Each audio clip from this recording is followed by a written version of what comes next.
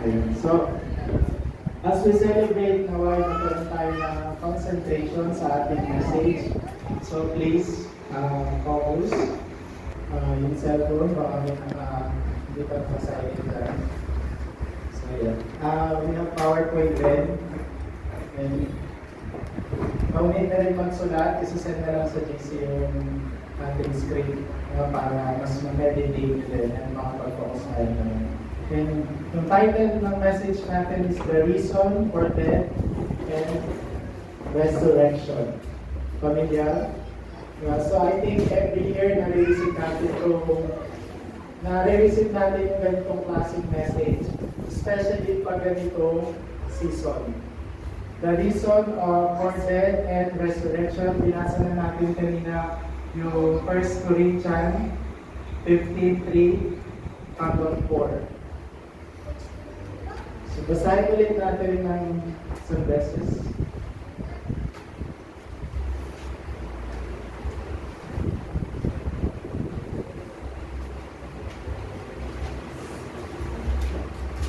Sige, while waiting, ano yung ating mga ginawa this Holy Week? Nagkaroon ba tayo ng pagninilay-nilay or nagkaroon ba tayo ng personal time with God? May nagka-depensa ba? Wala naman, no? So, importante na pag ganitong season, nagkakaroon tayo ng concentration with our relationship with God. Nagkakaroon tayo ng inaalala natin yung kanyang ginawa para sa atin. Yung kanyang pagkamatay sa krus, even yung kanyang muling pagkabuhay. Diba?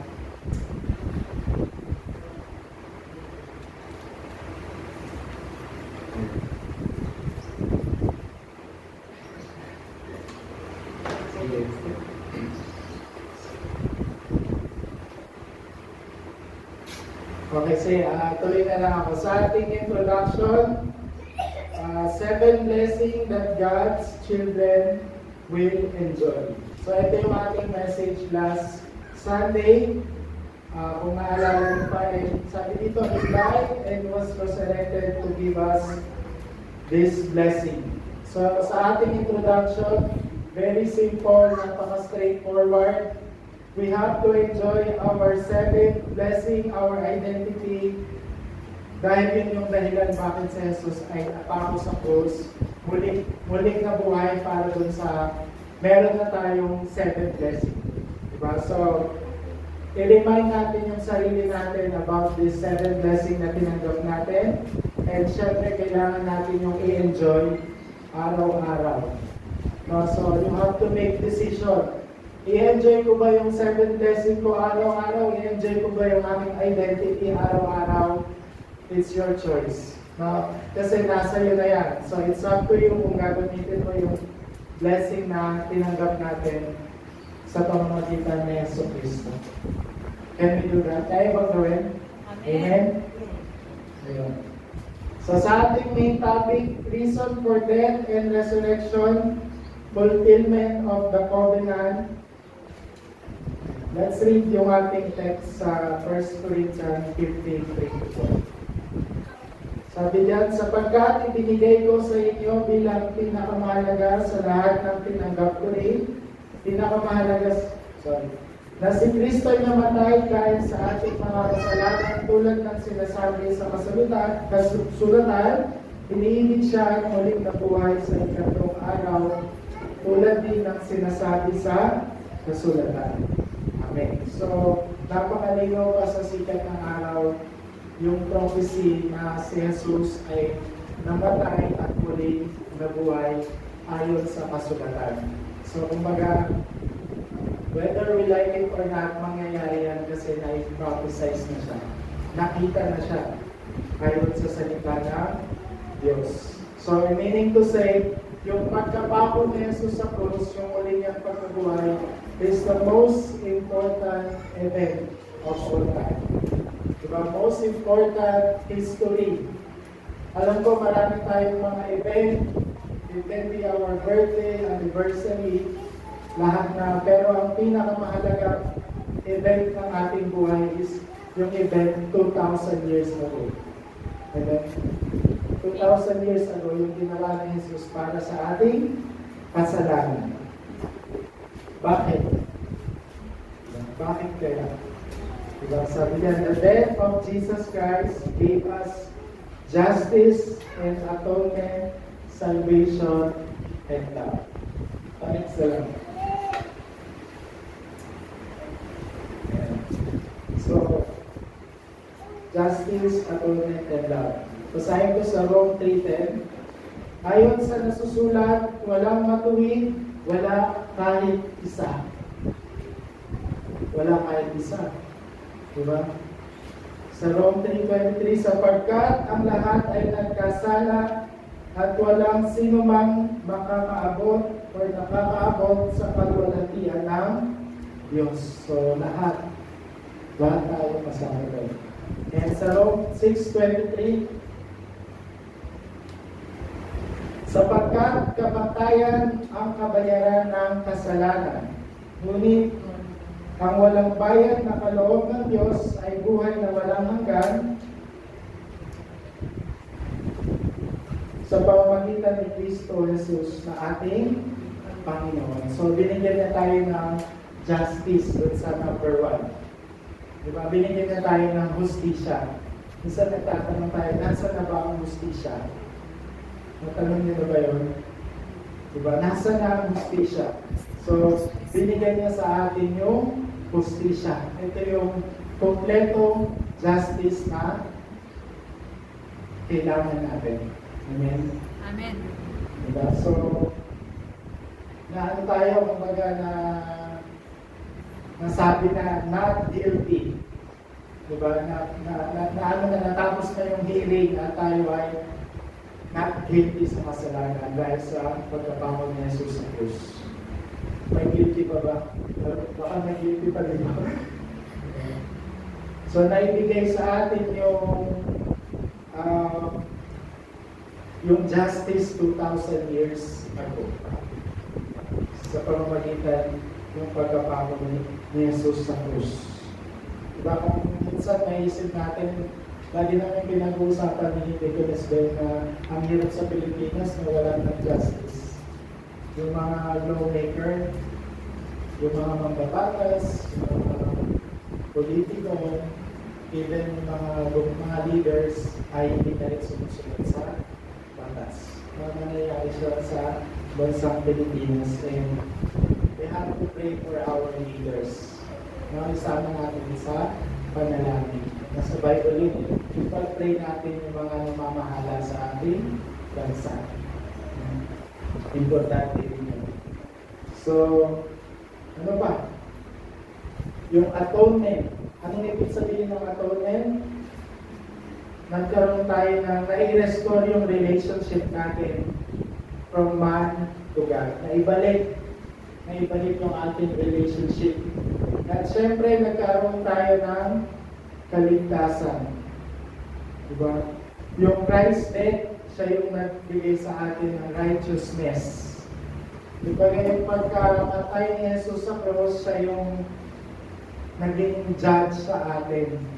No? Siya yung naging judge at nahusgahan tayo na not guilty doon sa kanyang pagkapako sa krus. And that's the greatest love of all. Diba? Alam ko, meron tayong mga, mahal ako ng nanay ko, mahal ako ng asawa ko, mahal ako ng ganito, ni ganyan. Pero ang pinaka-greatest love of all is yung ginawa ni Jesus sa krus. Kaya ba natin yun? Natatawa sila dito. Greatest love of all is yung ginawa ni Jesus sa krus. Sabi dyan sa John 19:30, ayan, no? So, pagkatanggap ni Jesus ng alak, sinabi niya, naganap na. Iniyuko niya ang kanyang ulo at nalagot ang kanyang hininga. Diba? Kung huling salita ni Jesus bago siya namatay, ano sabi niya? Tapos na. Diba? It is finished. Tinapos na ni Jesus doon sa krus. Amen. Now, number 2.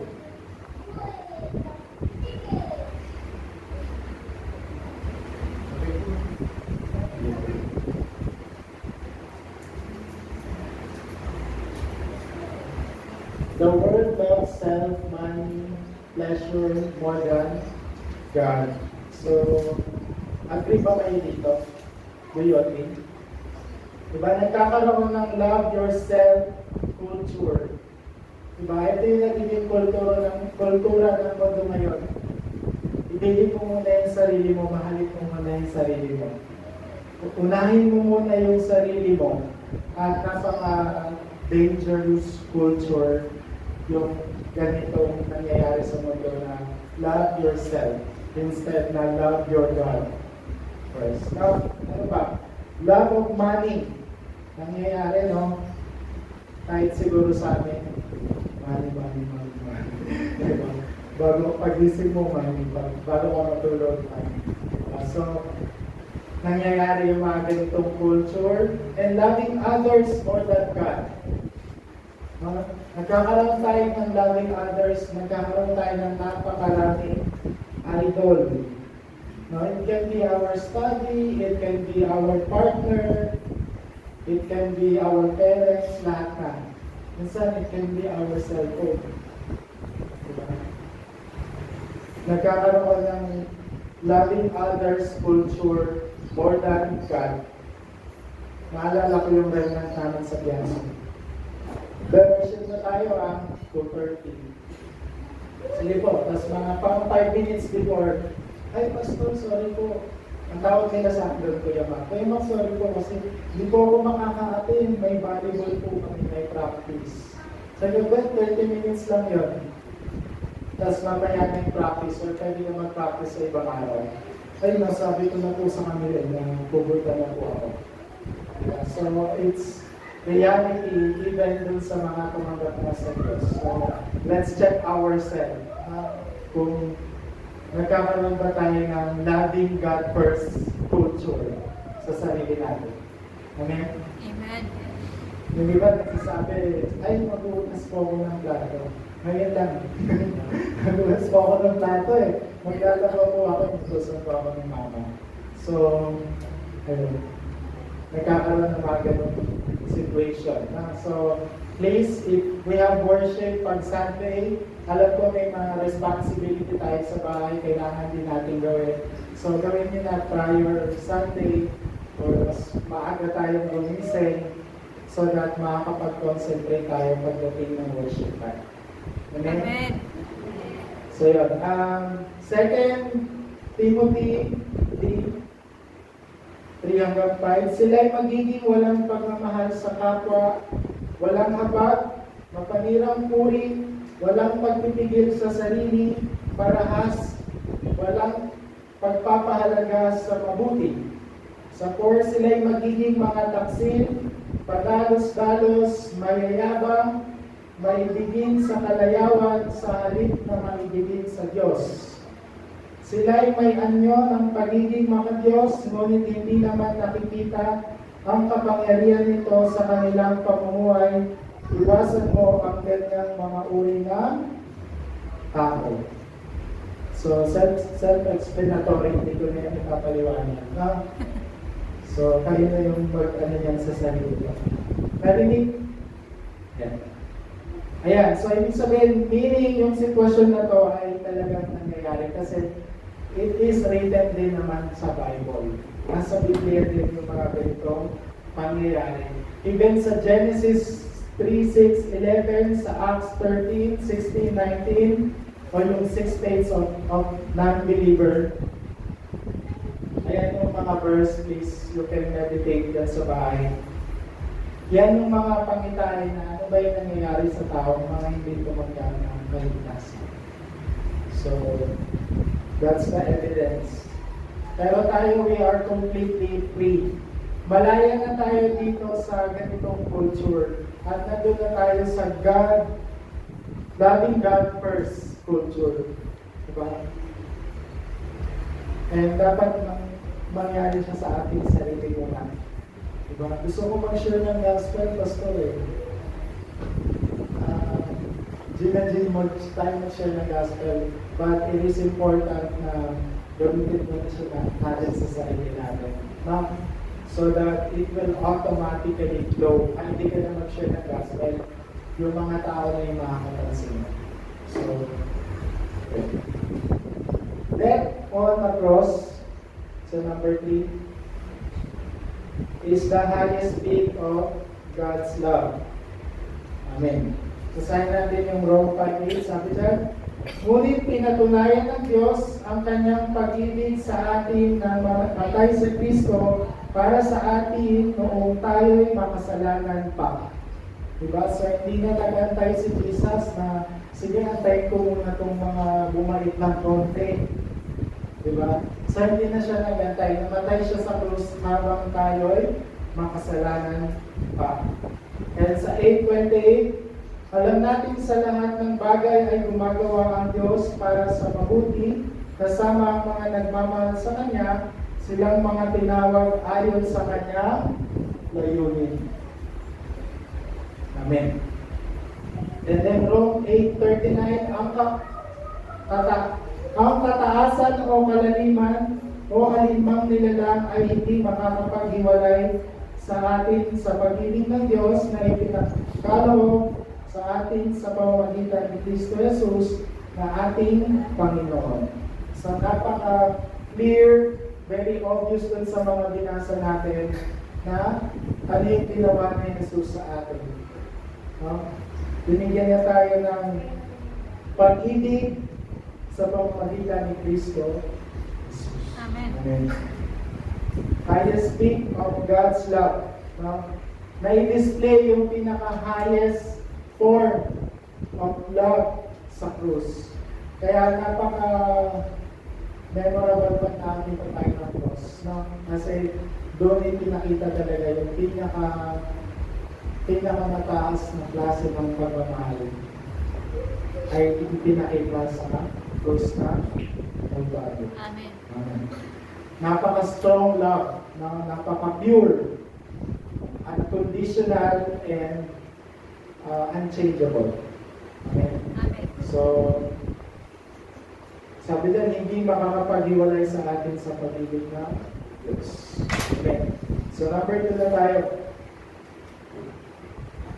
Resurrection from death is the victory over everything. So, hindi natapos dun sa pagkapako ni Jesus sa krus. Yung pinaka-victory natin is yung kanyang muling pagkabuhay. So, merong confirmation ng ating tagumpay. Walang iba yung muling pagkabuhay ni Jesus sa krus after ng 3 araw. Amen. So, number 1, through Him. Through Him, He overcame death, the power of hell, was resurrected, and achieved eternal victory. So, kaya si Yesu Cristo ang ating tunay na pari kasi binigyan niya tayo ng eternal victory. No, hindi lang temporary victory but eternal victory. Kaya siya yung tinatawag na King of Kings, di ba? Lord of Lords. Amen. And God the Creator who rules over life, providing that He is King of all kings. He was victorious by crushing the head of His enemy Satan. He broke the power of darkness. He testified that we who believe have eternal life. Amen. So number 2, the proof is He rules over past, present, and future issues and complete victory. Diba? Bilang tunay na pare, binigyan niya tayo ng totoong tagumpay. Kompletong tagumpay sa ating past, present, and future. Amen. Amen. So, He saved us who were dead in sins, trespasses. He ended the power of sin and the fate of curses and disasters. And then liberation from slavery to sin. Basahin natin sabay-sabay yung Romans 6:6. Alam natin na ang dati nating pagkatao ay naipako na sa krus kasama niya upang mamatay ang ating makasalanan pagkatao at nang hindi na tayo maalipin ng kasalanan. Diba? So, huwag na tayong magpaalipin pa sa kasalanan. Huwag na tayo, malaya na tayo. Huwag na natin ulit ikulong yung sarili natin. Status restored from a child of wrath to a child of God. Diba? So, to make it short, pinalaya tayo sa past, present, and future sin. So, huwag na tayong magpabalik-balik pa, no? Kumbaga, i-honor natin, alalahanin natin yung kanyang pagkabaho sa krus at muling pagkabuhay. Kaya huwag na tayo bumalik pa dun sa mga dati nating gawain. Respeto. Ngayon, ano pa? Honoring God. A true prophet, the completion of eternal Emmanuel. So, bilang tunay na propeta, binigyan na tayo ng eternal Emmanuel. Amen. Amen. Malapit na tayo natapos. Sorry. Ayun, ano pa? Being part of eternal salvation through life. Yun, John 14:6. Very familiar na sa inyo, di ba? In John 14:6. And then now, with Emmanuel, oneness. This blessing is given to us as a mission, the mission of evangelists. Basahin natin yung 1 Peter 2:9. Sabay-sabay natin basahin. Sabi dyan, ngunit kayo ay isang lahing pinili, mga maharlikang pari, isang bansang hinila, bayang pag-aari ng Diyos, pinili upang magpahayag ng mga kahangahangang ginawa niya. Siya ang tumawag sa inyo mula sa kadiliman patungo sa kanyang kahangahangang liwanag. Okay. 1 Peter 2:9. So, conclusion na tayo. Natuwa ko. Kinilig. So, ano pa? The rest of our lives, the life of evangelists. So, tinawag tayo bilang mga evangelista. Basahin natin yung Luke 10:27. Sumagot ang lalaki, ibigin mo ang Panginoon mong Diyos ng buong puso, buong kaluluwa, buong lakas mo, buong pag-iisip mo, at ibigin mo ang iyong kapwa gaya ng pag-ibig mo sa iyong sarili. Napakalinaw nung utos ng Diyos, ibigin mo siya bago ang iyong sarili, bago ang iyong kapwa. So God first, no? God first culture, yung sinasabi ko kanina. Ibigin natin ang Diyos, meaning yung root, imprint, and nature natin dapat may pag-ibig palagi sa Diyos. Amen. And then, i-share natin yung pag-ibig na ito sa iba. Na huwag natin itong salohin. In any form, kahit sa anong klaseng pamamaraan, you can share Christ. No? I know yung iba dito nasa ministry, hindi you offer your time, diba, your talent, and yung mga remnant natin na nag-effort talaga para sa ating church. So, that's form of loving God. No? Isa yan sa pamamaraan na iniibig natin yung ating Diyos. Kahit yung children's ministry, kanina napansin ko, sobrang aga nyo pala dito. Nahiya ako sa aga nila doon. Kami 15 minutes na kami start na yung adult worship. So, yan ay form ng pag-ibig natin sa Diyos. Yung ginagawa natin para sa ating simbahan. No? So, napaka-committed. No? Lalo si Ruby, siya na yung nag-preach, siya paikot-ikot. No? Si Dave, minsan, paikot-ikot din pag Sunday. Diba? So, praise God sa buhay natin. No? Last time si Rendel, sumama sa akin dun sa Biason. Ang init, pati si Ruby, si Lovely, napaka-init. Kahit alas 4 na, no?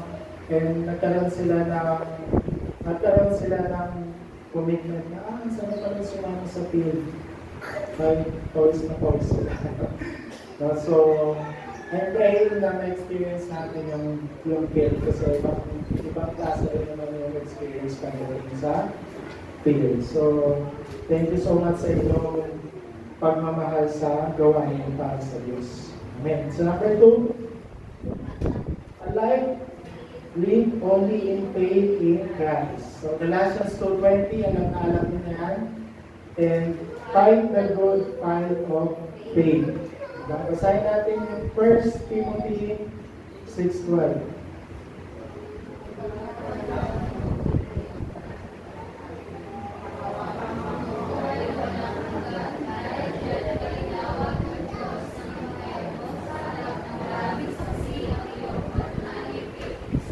Amen. So, sure Christ pa din yung sinasabi na, no? Sure Christ pa din. So, sabi ko sa kanta, di ba? May you use my life to carry out your will. Ano yung will ni God? To share Christ, no? To share love of God din sa ibang tao. To share yung crucifixion and resurrection ni Jesus sa krus. Ibig sabihin nun is share your Christ. Amen. And then 2 Timothy 4:7. Matapos ko ang dapat kong papuli at atili ang kapal sa pananampalataya. Diba? So, meron tayong napakaraming klase ng laban. Iba't ibang klase ng laban, pero bilang anak tayo ng Diyos, yung laban natin is lagi siyang good fight. Good fight siya lagi, hindi siya yung kanila. So, napakaraming giant na tinatawag sa harapan natin. Yung giant na yun, it can be our worries, our problem, even lahat na ng klase ng challenges. Yun yung tinatawag nating giant. Nandyan siya palagi sa harap natin. Tinitignan tayo, kaya kailangan nating lumaban. So, magkakaroon tayo ng iba't ibang klase ng unbelief. No? Yung pinanghihingaan tayo ng loob, pero magkakaroon tayo ng faith para lumaban. Yung faith na yun, yun yung faith na nanggaling sa pagkapako ni Jesus at muling pagkabuhay. Diba? Yun yung tinatawag na fight a good fight. Diba? Last na, John 14:26-27. Only receive the guidance of the Holy Spirit within me and enjoy the victorious life filled with the Holy Spirit. So, i-enjoy natin yung ginawa ni Jesus sa krus, especially yung kanyang muling pagkabuhay. Huwag natin siyang, narinig ko na yun eh. Lagi ko naman yung nakikita, lagi ko naman yung naririnig. It is very important na, sabi ko nga kanina, mangyari siya sa atin, no? Respeto ba? Respeto. Honoring God yung ginawa niya sa atin, no? I-honor natin yun. So, Lila, let's pray na yung message na to ay panghawakan natin ng buong week. So, let's pray. Lord God, once again, kami nagpapasalamat. Pinupuli ka namin. Salamat, Lord, dahil ibinigay mo yung buhay sa krus para sa aming kasalanan. Sa gayon, Lord, napatunayan mo na kami natagumpay dahil sa iyong ulit pagkabuhay kami ngayon. Salamat po sa tagumpay ng aming worship. Nawa ang mensahe nito, Panginoon, ay mag-root in and maging nature namin sa mga susunod na araw. At simula sa araw na ito, Panginoon, magkaroon kami ng loving God first culture. Sa gayon, we can love others, even our family, and yung aming feel as a mission, Panginoon. Ngayon pa lang, inaangkin namin ng tagumpay at ang kasagutan mula sa iyong salita. Pinupuli ka namin, pinapasalamatan sa tamang pangalan ni Jesus. Amen.